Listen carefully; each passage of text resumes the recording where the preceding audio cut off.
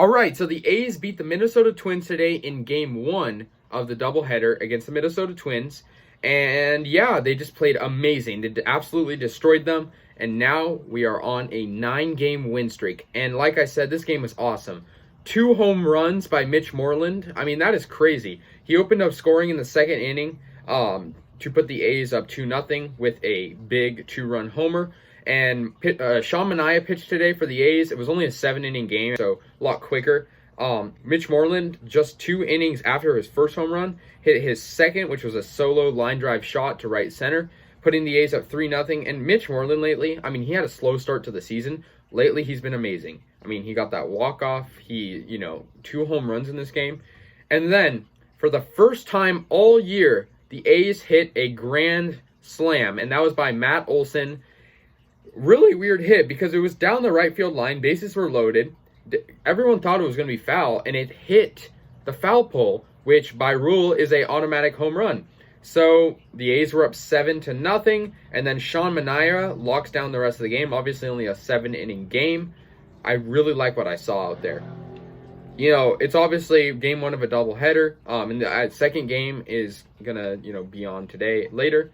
But really good game. We only needed 1 pitcher, Sean Manaea. He pitched a full game, which, it was only 7 innings. But 7 strikeouts in 7 innings for Manaea. Allowed 6 hits. Not bad, though. But this was kind of a weird game. You look at Jed Lowry. He reached on 2 errors, so that the fielding by Minnesota was very sloppy. The A's actually had less hits, but they did obviously have more base runners just because of the fact that, a lot of errors costed the Twins.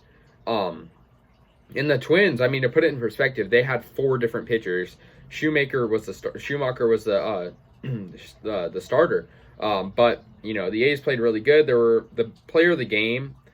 I gotta say it's a tie between Olson and Moreland. Moreland had 3 RBIs and 2 home runs, but Olson had a grand slam. So I think Moreland has a little bit of an edge because he had 2 home runs, but Olson got a grand slam, which is like one of the craziest things that happens in baseball.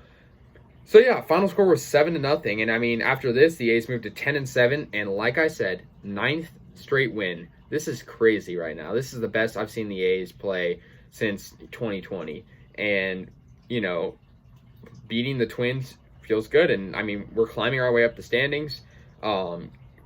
It's just awesome just seeing the A's come back from such a big, setback. And also, like I said, the standings, the Mariners are 11-7, we're 10-7, and if we win the second game of the doubleheader, which it looks like we will, we'll be tied with them, just like that. And everyone's like, oh, the Mariners are so hot right now. They're really not. They're always a fluke. They started out really good last year, and they finished close to last in the division. So yeah, the A's did really, really good today. I was really proud of what I saw.